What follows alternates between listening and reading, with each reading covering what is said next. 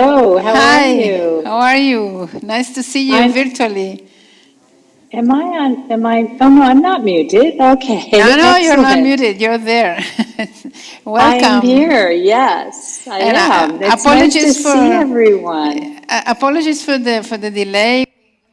Very interesting presentation about artificial intelligence in the morning, and we had many questions, so I didn't want to stop them from asking, which is a very nice thing. And thank you for your flexibility in being with No us half problem. an hour later. And as I was explaining to the fellows your role in the Internet Society Foundation, and that you will brief us about what you do. You do a fantastic job. And we were thinking about some questions to ask you, but I won't stop you from your presentation. So welcome, and nice having you online, and I hope to meet you somewhere in the world this year or next year. So first I would say I hope to see you in somewhere in the world sometime today or sometime this year, like you said. To everyone who's here in the audience, I would like to start by saying thank you so much ahead of time for your attention. I'm excited. I've been at the South School of Internet Governance on other occasions, and I love the group and I love being part of this opportunity. So thank you very much for your attention. And of course, we'll take questions at the end. I'm going to share my screen. I have a Sarah, in the meantime, let presentation me that tell you that we got a prize from the International Telecommunications Union on Tuesday, the WISIS prize for Oh, international cooperation. So yes. we are very happy for that. I want to share with you because this is an achievement not only from us who organized the school, but also from all the experts and friends and fellows who participate every year. So thank you also for your participation. Oh, yeah. Thank you. I'm so pleased, so excited for you. So, okay, I'm starting with questions. Thank you, which means I'm at my last slide, which is not where I want to be. No. So let me go ahead and do this into play slideshow from start. Can everyone see it? Yes, yes. Excellent. Okay, so here I am today at the South School of Sarah, Internet just one Governance. comment. Yes? We have simultaneous translation. I know that we all, Okay. when we talk about interesting things, we go fast, but just have in mind that if you can go a little bit slower for the translators to do it in Spanish. Thank you. Absolutely. Yes, no problem whatsoever. I so appreciate that situation. So thank you again to everyone for joining us this morning, my time. I think, well, it's just turned into the afternoon. And I wanted to talk today, as Olga mentioned, to do something about the Internet Society Foundation. We are funding to support internet governance. Now, we have a number of different areas about which I will speak, but certainly a very important one with us is to fund the schools of internet governance and to fund IGFs. The vision of the Internet Society Foundation is the internet is for everyone. We share this as a supporting organization with the Internet Society. They also believe and strive for an internet for everyone. So that is our vision, and we definitely spend every day trying to do what we can to gain access for particularly vulnerable populations and to help people really understand what the challenges of the internet are and how we might be able to overcome those. Our mission is to champion ideas and enable communities to unlock the potential of the internet to tackle the world's evolving challenges. So as I mentioned, we do try to target vulnerable populations with the majority of our work. The funding areas I referred to a bit earlier are numerous. We have right now close to, well, if you look at this graphic that I'm showing you today, it shows you 11 programs with Beyond the Net being a program that has two different components. It has the Beyond the Net Large and Beyond the Net Small. And then in addition, you can see the other programs that we have here. And each one of those I will go into just a little bit of detail on, but I do want to mention that all funding areas are well spelled out on our website, which is isocfoundation.org. So people are welcome to go, and you'll see a drop-down menu for funding areas, and all of these will be explained in quite a bit of detail, including obviously the IGF funding / Schools of Internet Governance. We divide our grant programs into different categories. The first category is expanding access, connectivity, resiliency, and as you can see on this slide, safety. So these programs that you see below, the 7 that are listed here, that were part of the list you just saw, these programs here are working on this exact thing of expanding access, connectivity, resiliency, and safety. Beyond the Net is a program that we work with the Internet Society chapters on, and I will go to the next slide just to show you that and I will share these slides with Olga, so if anybody needs to have copies of them, please let me know. Excuse me, let's see why this isn't advancing. There we go. So of the 7 programs that I just showed you, each one of these gives you a little bit of detail on what they are, but as I mentioned, you can certainly go to our website in order to find more detail. Beyond the Net is the chapter program, as I just mentioned, on the Internet Society side of things. And this is a program that helps to provide funding to chapters who are doing a variety of different things in their areas. It can be something from an event, which may be funded by a small grant, which is up to 5,000 USD, or it could be something like a community network, which could go up to 30 or even 50,000 USD. So the Beyond the Net program is one we started the foundation with, and we are continuing to do that. And just a quick side note, the foundation hired me in 2019 to get the foundation off the ground. And then we had a full operational year in 2020 when we were able to launch the programs that you're seeing here today. So just to give you some idea, this is our 5th operational year, which is an exciting time for us. It's hard to believe that we're here. And quite frankly, it's hard to believe that it's almost June of 2024. BOLT is another program, Building Opportunities, Leveraging Technologies. And this is all about finding innovative ways for connectivity. Connecting the unconnected is also about connectivity. I think you can tell by its name. This is very much focused on community network building. Encryption, I think everyone knows. I don't have to explain what that is. So we have a program where we fund Global Encryption Coalition and activities that are related to Encryption Day, Global Encryption Day. Resiliency is a program that we came up with as a result of research that we did that demonstrated that there was a lack of funding in the area of helping countries get prepared for disasters that we all know are going to hit.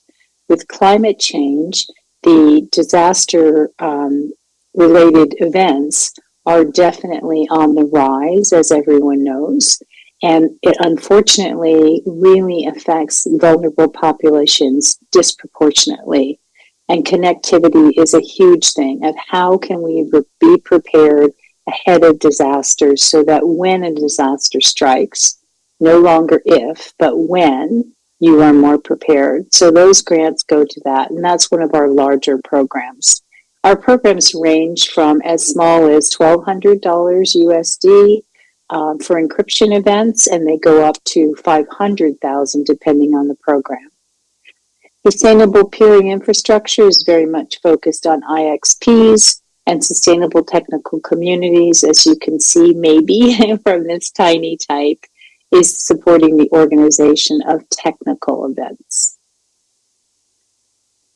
We also have a category we call Promoting Digital Inclusion, and this one is really very much focused on our skills program, which stands for Strengthening Communities, Improving Lives and Livelihoods. The skills program is in fact about building skills. So as we know, there are an awful lot of people who have access to the internet, but do not necessarily understand the benefits of how they can use that connection to better their lives.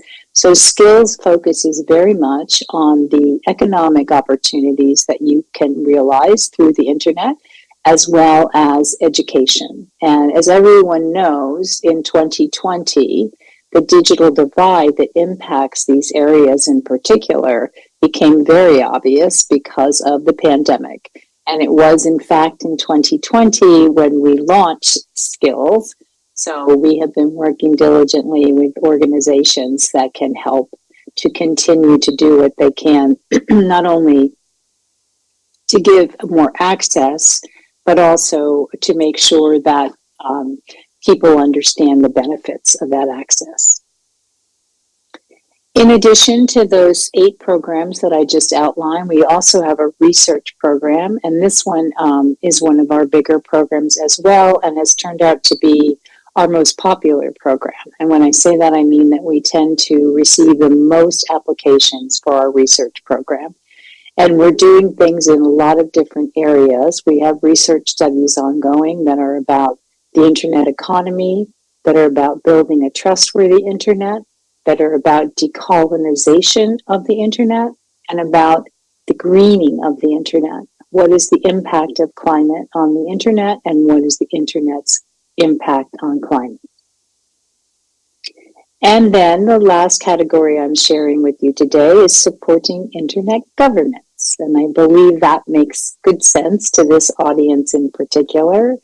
As you can see, it funds both IGFs and SIGs, programs that encourage an open and inclusive multi-stakeholder dialogue on policy issues related to internet governance. So you can see that we're funding a lot of events because there are many that fit that description. I'll give you some examples. Oh, first I want to share with you what we did in 2023. My apologies. First I will give you a little more information on the program itself. So you can see that we've been running it since 2021. They aim to encourage open and inclusive multi-stakeholder dialogues, as I mentioned, and funding is available to IGF Secretariat recognized NRIs, as well as the national and regional schools on internet governance. So that is one of the qualifications. And with the IGF program, the IGF/Schools of Internet Governance program, you will see all of the different criteria when you go to the funding areas page and drop down to the IGF information. So you'll see that this is one of the requirements for sure. And the amounts that are available for our RGF program are varied, as small as 5,000 and as much as 15,000, depending on the event that's being requested for support. Okay, not advancing. All right, there we go. So as I mentioned, the 2023 numbers are here. Whoops, sorry, went just too far. In 2023, you can see here that we made an increase of 7% in the number of sponsorships that we awarded in 2023 over 2022. You can see that we had 42 sponsorships, which are valued at almost 340,000 USD.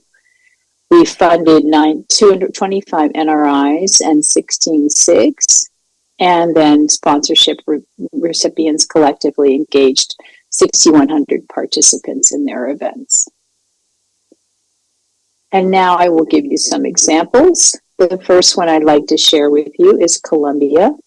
As you can see from this slide here, that it's one of the largest IGF initiatives organized by youth, and it's for youth. Usually it's been coordinated by members of ISOC chapters. And go back. Oh, sorry, not going. Apologies. Okay, there we go. Sorry. Okay, you can see that it has a multilingual introductory course as part of the program, the Youth IGF. And previously, we've supported a virtual edition of this forum, but now, of course, they're doing things in person. Support of Haitian IGF is another example to share. We've supported them for the past few years.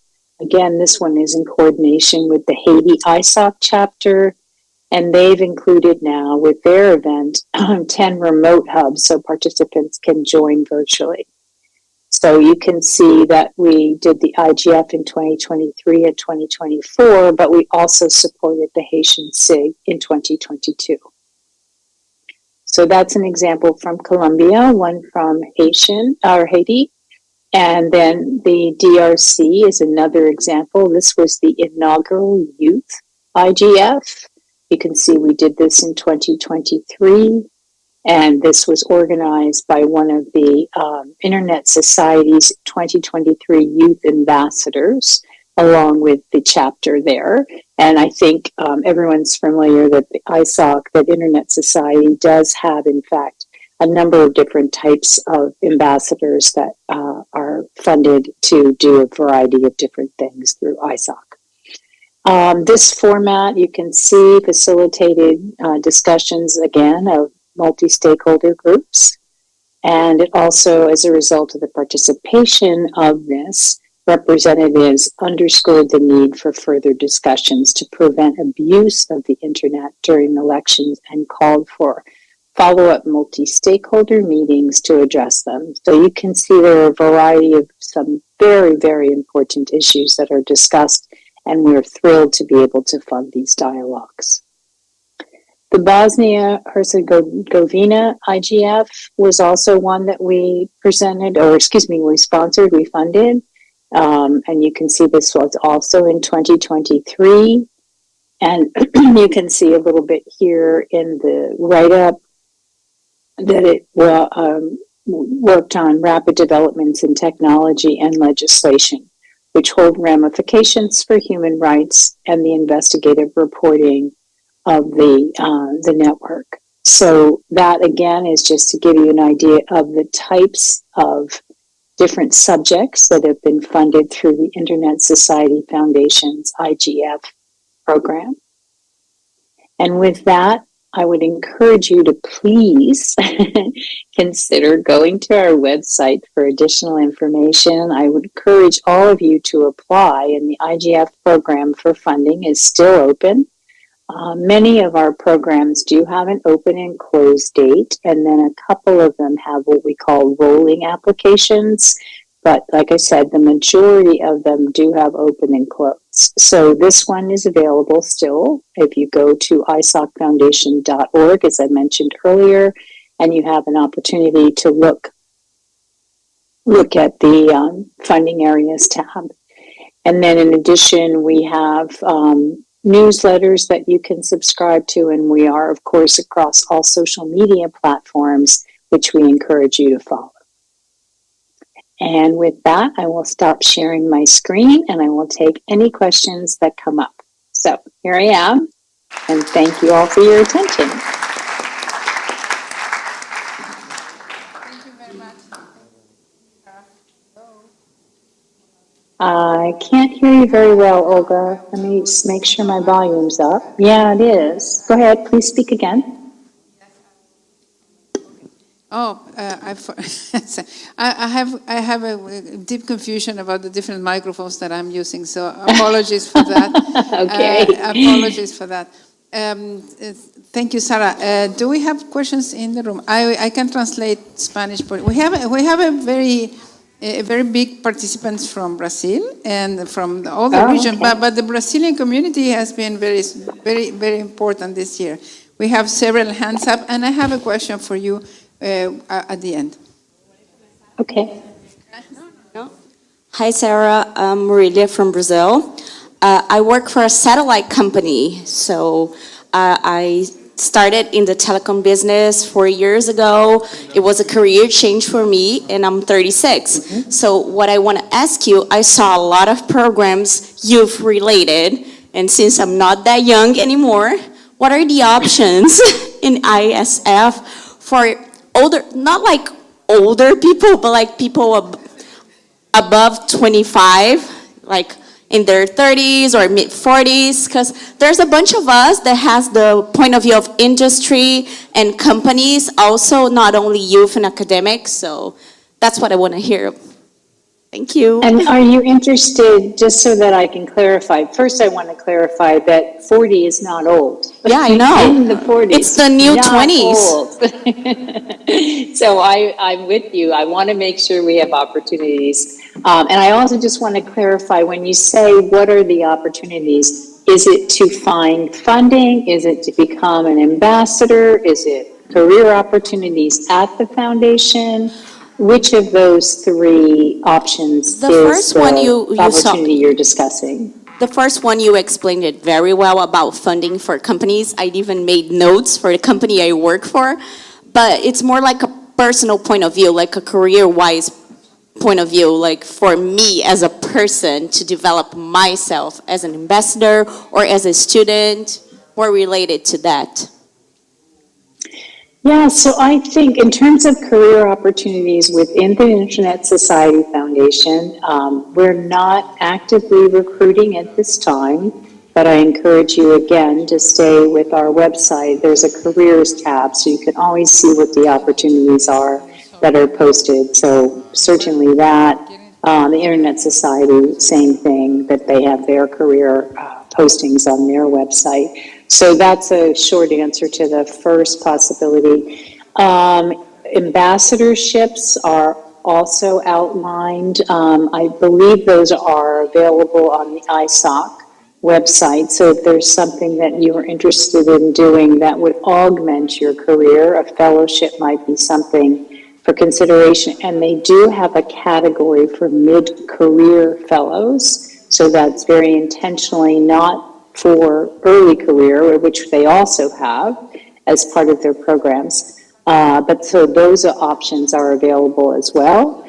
And then if you're interested in funding opportunities, if it's something for an individual, the only program that funds individuals is the research program. So if you have a study that you're interested in taking on in any of those categories that I explained earlier, the greening the internet, decolonizing, trustworthy internet economy, and you can apply for funding as an individual.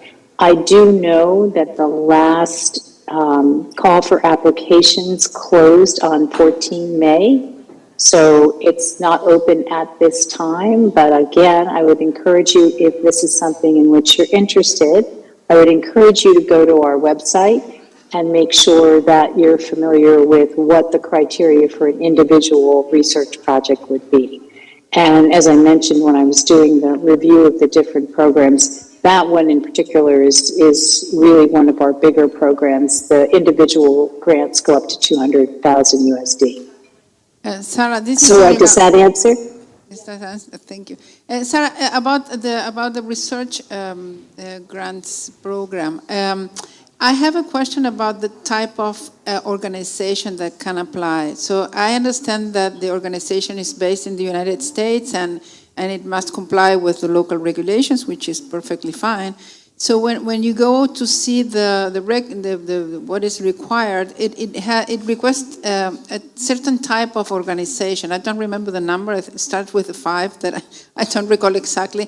Yes. How does that apply to organizations which are based in Latin America? I think that there are several grants already offered to Latin American organizations.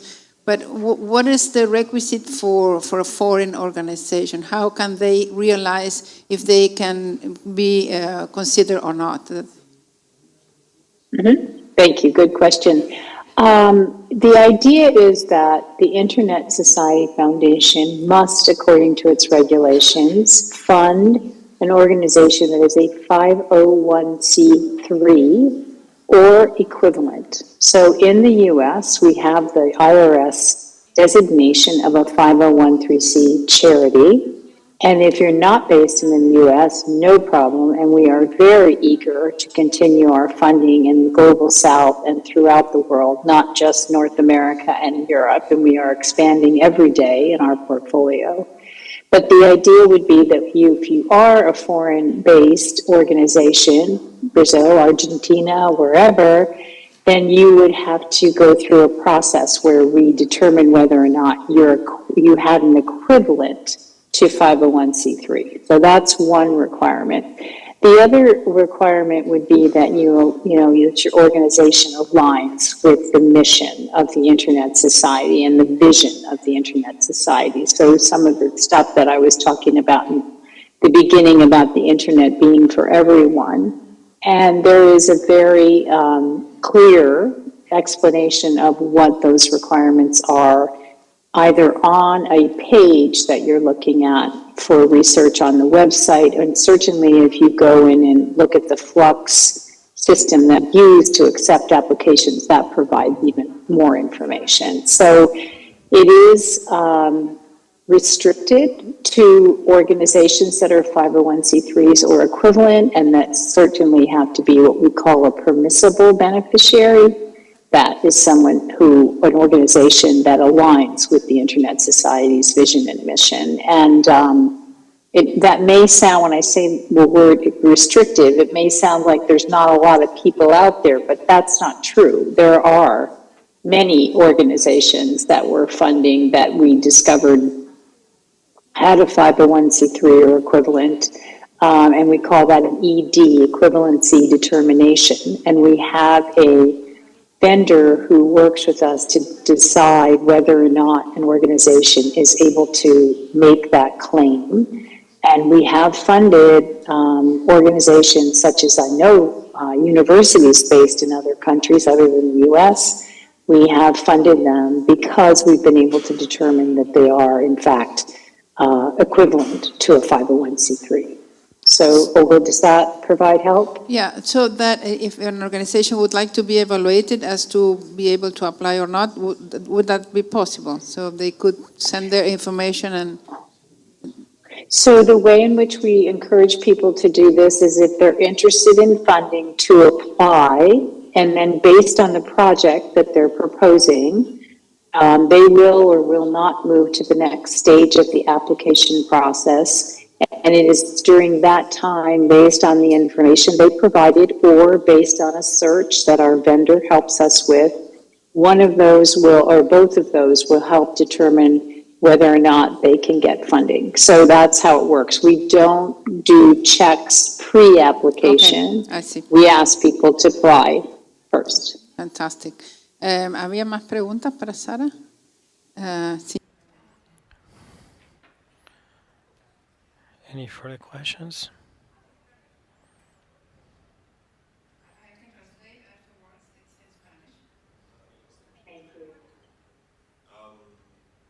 Good afternoon. My name is Ignacio Sanchez, and I work at the University of Chile. And I would like to ask, I'm sorry if I didn't get it or if I didn't hear, but what kind of research can you provide fundings to all kind of research? I mean, from technical aspects to more social, legal, from the perspective of international relations, for example? Because I'm thinking that maybe in some humanities or social sciences field, we are developing some studies and group of students interested in this kind of issues. For example, theoretical approaches to internet governance from the perspective of international relations, international law, etc. That would be my question. Thank you so much. Yeah, so what I'm going to do right now in response to your question, let me just share my screen for a moment. I think it might be helpful. So this is our research grant program page. As I mentioned, the drop-down comes here with our funding areas, and you just scroll down, in this case, to research. And you can see the objectives of the program are outlined, as well as those 4 areas of focus to which I referred earlier in my discussion: greening the internet economy, a trustworthy internet, and decolonizing. Each one of these is very well described as to what we mean by that, and then it goes into eligibility. And as I was mentioning earlier, this is a program that funds individuals, so independent researchers in this case, public research institutions, but they have to be, as we talked about, a 501c3 or equivalent. And then you can see what the application process is. And they were accepted between the 2nd of April and 14th of May. But then, as I mentioned, if you are interested in submitting an application, you work through Flux. These are the criteria that we have for our research program. Is it in line with the Foundation's thematic areas, which are the 4 I just showed you? Is it novel? Is it applied, and can it inform decision making? Is it collaborative, and is it intersectional in its approach? And then if you're interested in more about the funding opportunities, this one, as I mentioned, is up to 200,000 USD for independent, and organizations can receive up to 500,000. In this case, it can be anywhere. Some of the programs are a year. We're finding that more people need longer, so the project period is expanded. And then that's just how to apply. And then if you're interested in the types of programs we've funded already through the program, you can read this program impact report, and it gives you a wonderful summary of the key grants that we've provided for research. So again, I want to be sure that you're aware that all the information you're interested in getting is on that page. And I would really encourage you to go and have a look at that and see if what you have in your head is what matches up with this. And I think, too, when you have an opportunity to read some of the other grants, or read the list at least of the other grants that we have provided, it should give you a really good idea of what you have in mind matches up with that. We have one more question. Yes, I will try to be very quick. I'm Terezinha, I'm from Brazil, and I'm a member of ISOC chapter, Brazilian chapter. Oh, and my question, excellent. Oh, yeah, I love Isaac. Anyway, my question is regarding our region, because we are here in the South School on Internet Governance, and my question is, if the Isaac Foundation, is there any plan or work plan or goal regarding Latin American and Caribbean countries? Because I have seen many interesting initiatives getting funding in Africa, and it's amazing, but I feel like we still have some problems here to get funding from Isaac Foundation, and I would like to know if, from you, I think you are the best person to answer that, if there is any work plan regarding a region, because I think we have many great initiatives just waiting to be funded. So this is my question. Yes. Thank you. I understand. I would say, first of all, thank you for raising that, because as I was talking about when I first was speaking about the foundation as a whole, we are very interested in continuing to expand in as many countries as possible. And yes, it's definitely true that we fund a lot in Africa, but we have in the Latin American Caribbean region funded actually 20 different countries. And if anyone's interested, if there are countries on that list, I do have that list in front of me. But yeah, but can we do more? Of course, we can always do more. So with the fact that we have the 12 programs that I showed you earlier, we have now more opportunities for chapters, with all the different programs. Chapters are allowed and encouraged to apply to any program.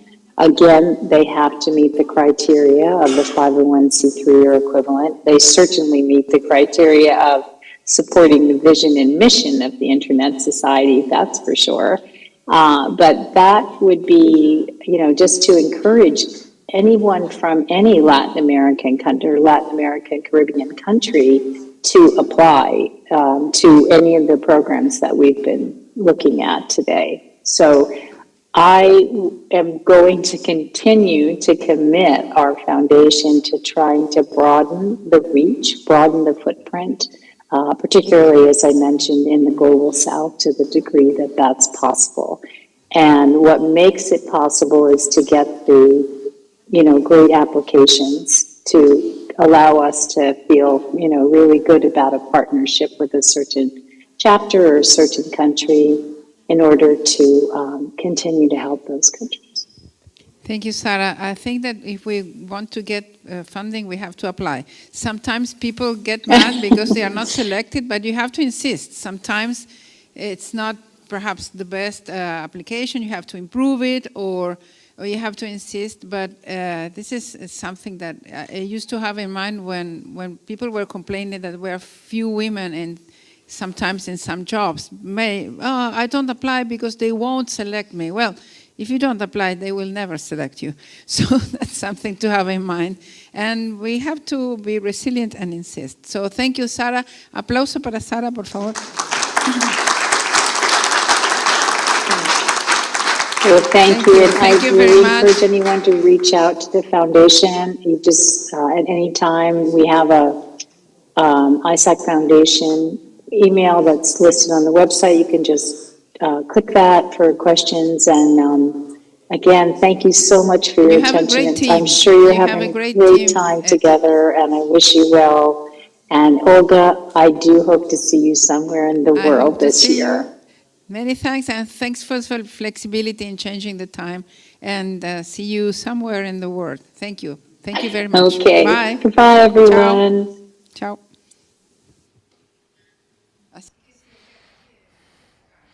Yeah, you need to apply or file an application. Based on the experience, they really analyze the applications. They have a lot of information in Spanish or in English. They are not bilinguals, but they can take your queries. And what she explained is what I explained. They have this 501N that is an American regulation. However, I asked them if they could perform an analysis before applying or filing the complete application, but again, I think you have to send it at once. I think that we're going to be resuming at 2:30, so we're going to break 1 hour for lunch.